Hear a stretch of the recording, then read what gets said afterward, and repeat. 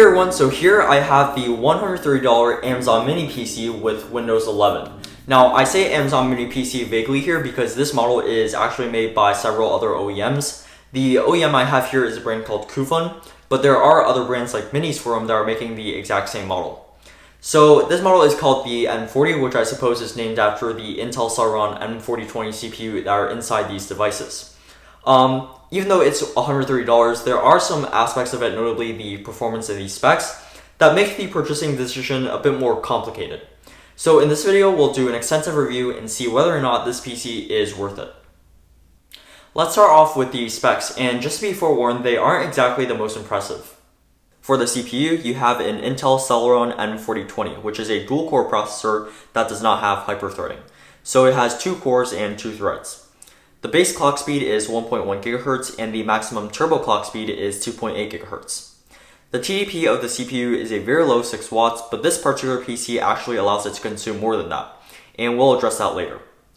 There are 4 GB of solder RAM and 64 GB of solder eMMC storage, although it should be noted that you can add a separate M.2 2242 SSD to the PC if you wish.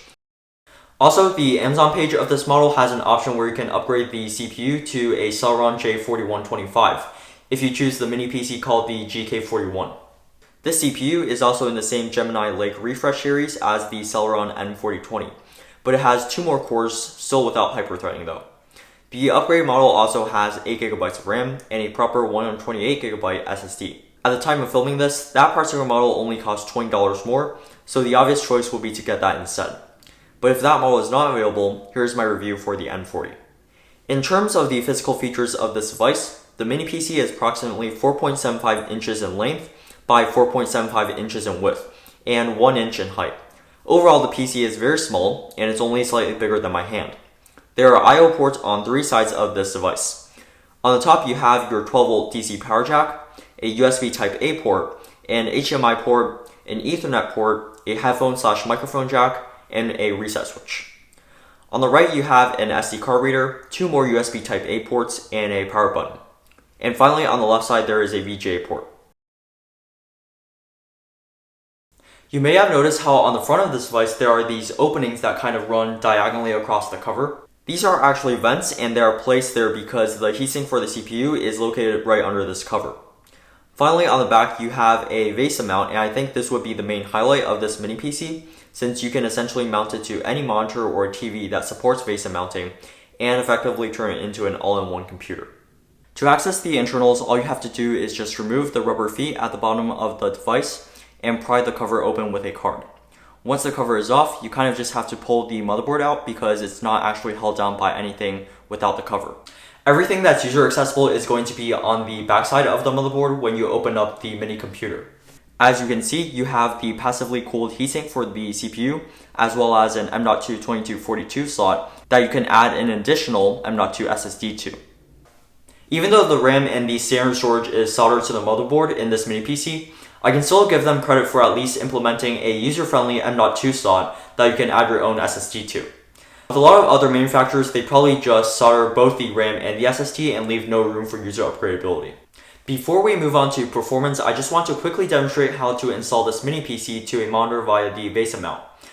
In order to do this, you will need a VESA compatible monitor.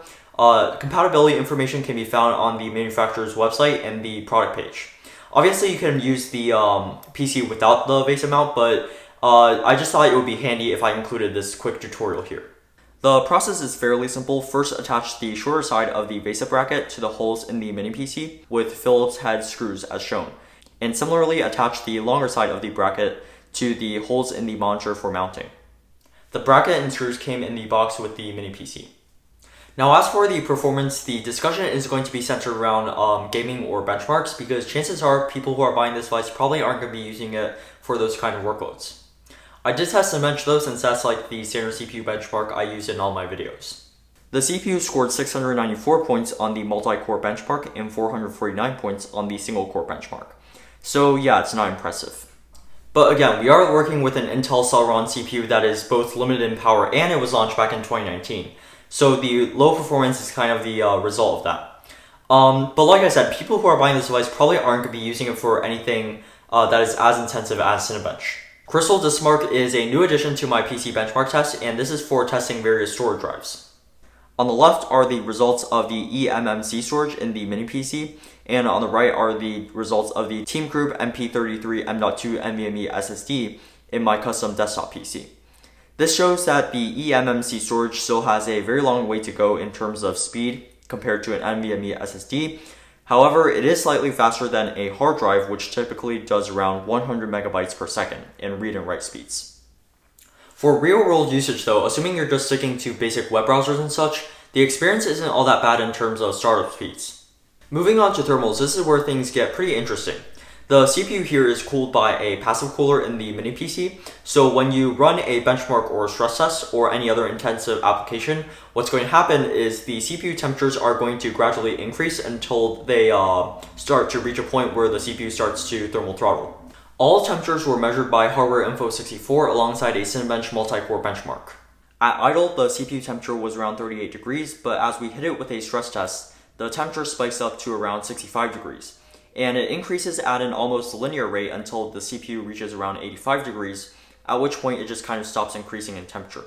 This is most likely due to the PC dialing back the CPU's power consumption as it reaches higher temperatures.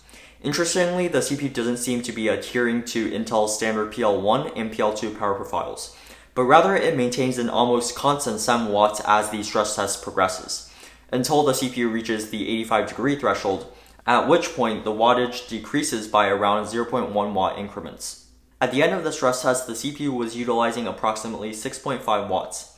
What's also strange is that the Intel stock TDP for the Celeron N4020 is only 6 watts, but as we've seen with the CPU, it consumes around 1 to 2 watts more than that.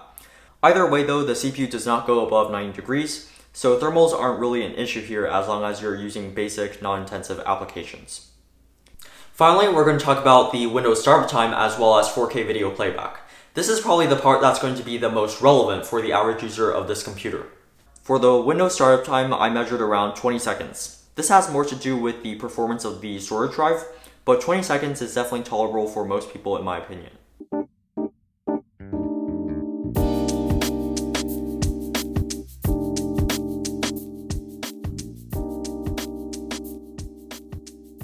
For the 4K video playback, at first I was testing 4K video on my 1080p and 1440p monitors, but then I thought back to myself, what exactly am I doing here? Because if you're using a 1080p or 1440p monitor, the chances are you're probably going to set the video resolution to the resolution of that monitor.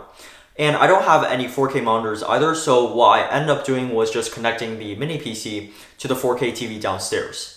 The results were alright. There was a bit of stuttering and latency at the beginning of the 4K video, but it smooths out as the video plays. But you do have to keep in mind that you shouldn't mess with the computer while it plays the video, because otherwise it can start to stutter again.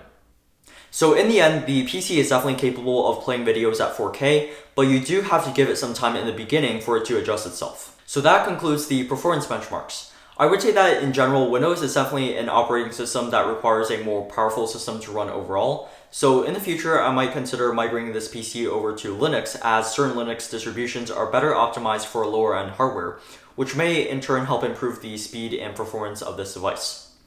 That will definitely be an interesting topic to test in a later video. Seeing the performance of this PC, some people might be straying away from considering it, but what I'll say is that despite the benchmarks I did, it's important to realize that at the end of the day, this PC is still completely fine for being a home PC, a web browsing PC, or a PC for media playback, as long as you don't expect too much from it. For people with niche use cases though, you'll probably know when you'll need an entry-level mini PC like this. I wouldn't recommend this at the current moment only because the GK41 mini PC is available for around $20 more, and you'll be able to get better hardware with that mini PC. In the future, if the GK41 is no longer available, maybe give the N40 a consideration, as long as you're fine with only being able to do basic web browsing and media playback at reasonable settings. However, if you are fine with going with the used market, I would actually highly recommend that over the GK41, the N40, and just lower end mini PCs in general, because there are some very good valued options on the used market currently. So yeah, that'll be it for this mini PC review. I did switch to a different location to film this video because I know some of you guys pointed out that there were some serious echo issues with the other room where I was filming before, And I'll be filming here for the next few videos until I get the audio quality in the other room fixed. So yeah, thank you for the feedback. If you have any feedback for this video, please let me know in the comments. I'll have everything linked in the description if you want to check them out. And yeah, thank you guys for watching, and I'll see you guys in my next video.